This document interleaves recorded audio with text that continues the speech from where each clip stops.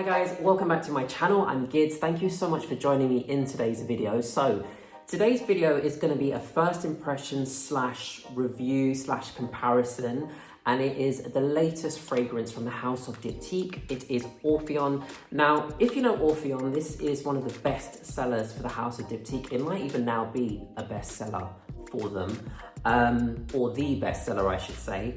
And this is the Eau de Toilette version of that fragrance. Now, I have the EDP, which is here, and I'm going to do my first impressions in just a moment. But I love the house of Diptyque. I truly love this house. I think they make some exquisite perfumery. I love the classic sort of French elegance of the house. It feels quite timeless. They're very classy, they're well blended, they're very refined.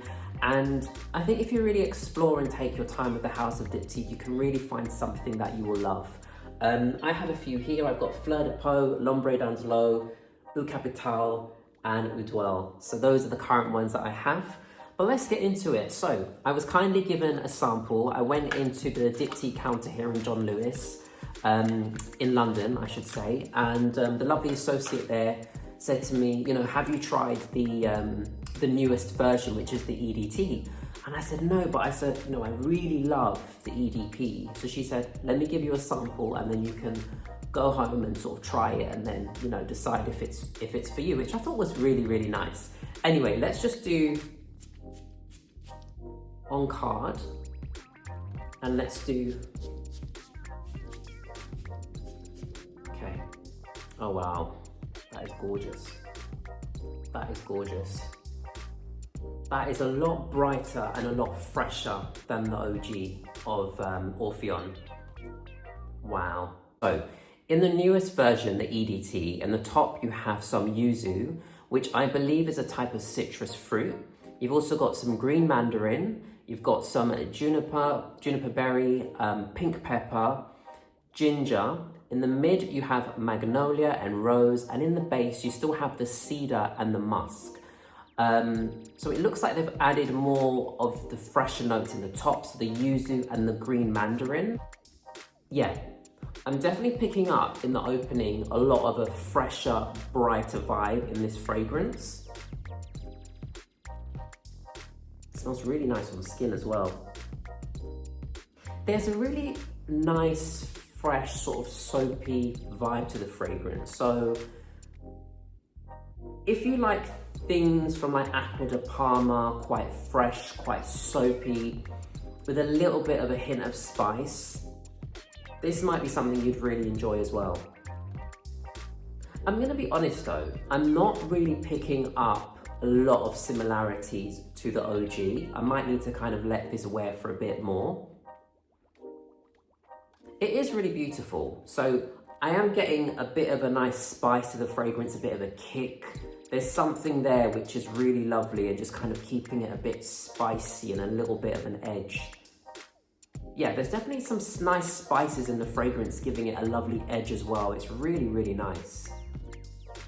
Now the OG, the EDP, just to remind you of the notes, in the top you've got juniper, mid you've got jasmine, and the base, you've got powdery notes, cedar and tonka bean. So the OG kind of has more of this powdery, musky, very clean, beautiful dry down. As I said, it's one of my most versatile fragrances in my collection. I love it, I wear it all the time. I'm probably gonna finish this by the end of the year. It's just such an easy reach fragrance. It's really, really beautifully done. Oh my gosh. Oh my gosh, that is incredible. Okay.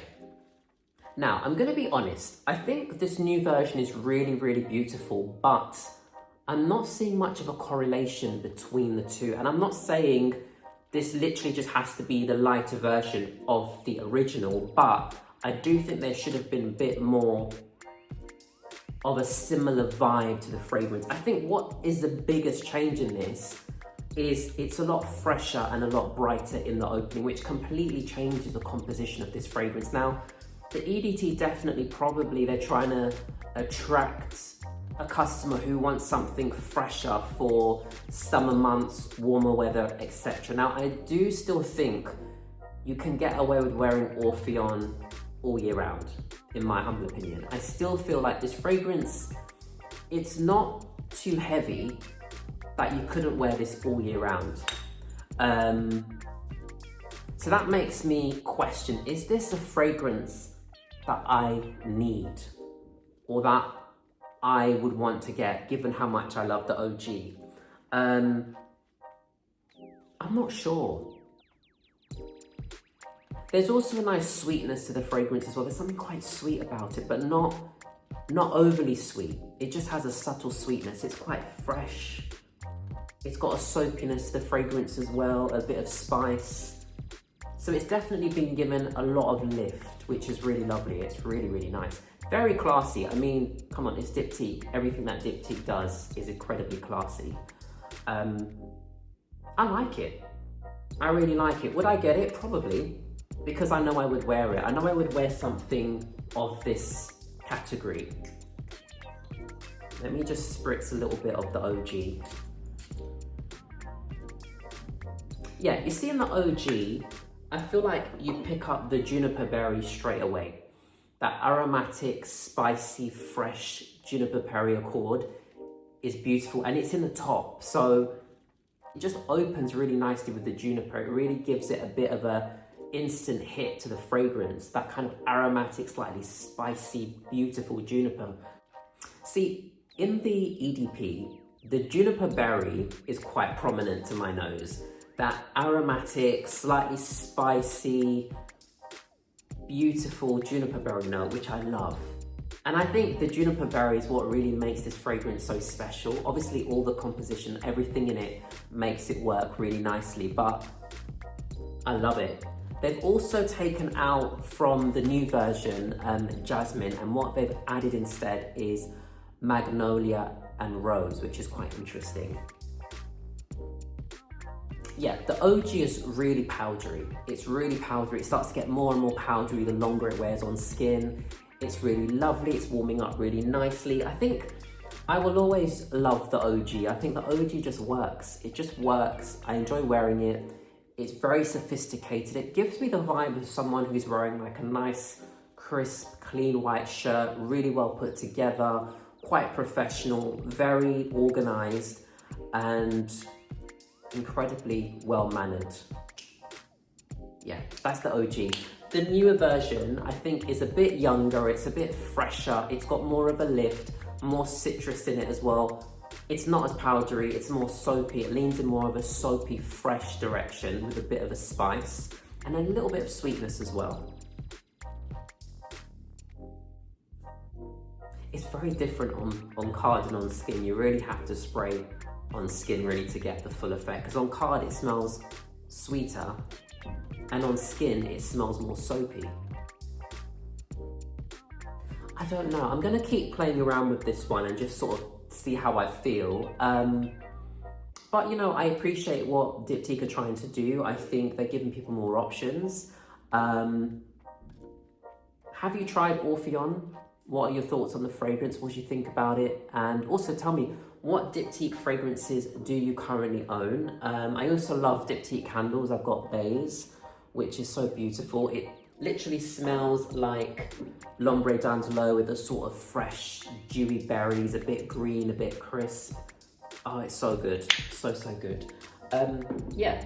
Another one on my wish list from Diptyque actually is Le Papier. I think that one is lovely. That kind of steamed rice accord. Oh, so good. And again, I think with Diptyque, what I really love is they're blended really nicely. They're not super loud. Some of these have really good performance on me personally, but they're not loud, crazy fragrances. And I don't mind that. I kind of appreciate that about Diptyque. I think they're just really, as I said, blended beautifully, really refined. And if you live in London, you have to check out the new Bond Street Maison Diptyque. That is incredible. I went there last year and it was just it's literally like a museum. And when I was at John Lewis at the Diptyque counter, I was talking to a lady and she'd worked for Diptyque for 20 years. And we were talking about the fragrance, we were talking about Orpheon, and she was telling me the story about, you know, it's inspired by the jazz club that the founders used to go to in Saint Germain, Paris. And, you know, that's why it's got like a bit of tobacco in the fragrance, and it's a bit woody and fresh and clean, and it's supposed to embody all these beautiful aromas and scents that they would come across. But yeah, I love this one. Really, really nice. I'm not sure just yet. I am really enjoying it, but I'm not sure just yet if I want to add it to my collection. I do think I would wear this one in the warmer weather. But yeah, I'm going to keep playing around with it, but I think it's a lovely release. Definitely, please go and smell it. As I said, there isn't a massive correlation between the two. I think they've made the newer version fresher. They've given it a bit more lift, a bit more bright. Still has some juniper in it, but I wish I got a bit more of that juniper accord. I think the prominent notes for me is something quite citrusy. It almost smells quite green as well. Like there's something green and citrusy and fresh, which is why I said it's got kind of like an Acqua di Parma soapy sort of vibe to the fragrance. Yeah, so anyway, those were my thoughts on the new version of Orpheon. I will keep playing around with this one. In terms of longevity, that I can't comment on. I think on the OG I get about 6 to 8 hours, which I think is quite good for that one. But yeah, thank you so much for joining me in today's video. I hope you enjoyed this review. Let me know what Diptyque fragrances you have. Do you have any recommendations? And have you tried this new version? Let me know. As always, thank you so much for watching. Please do subscribe if you enjoy my content, and I'll be back to make more videos very, very soon. Take care, guys.